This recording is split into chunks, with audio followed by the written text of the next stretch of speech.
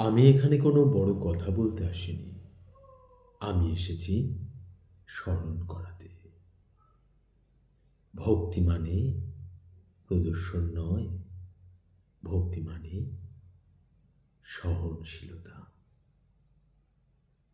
অনেকেই ভাবেন সেবা মানে সামনে থাকা, কিন্তু প্রকৃত সেবা সে তো নীরবে হয়।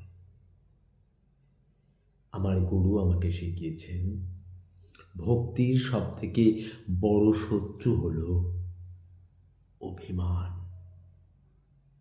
তাই কোনো মানুষ যদি নিজেকে সবথেকে বড় মনে করেন, প্রভু তার থেকে অনেক দূরে চলে যান।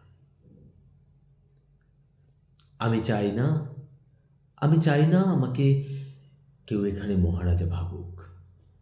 আমি চাই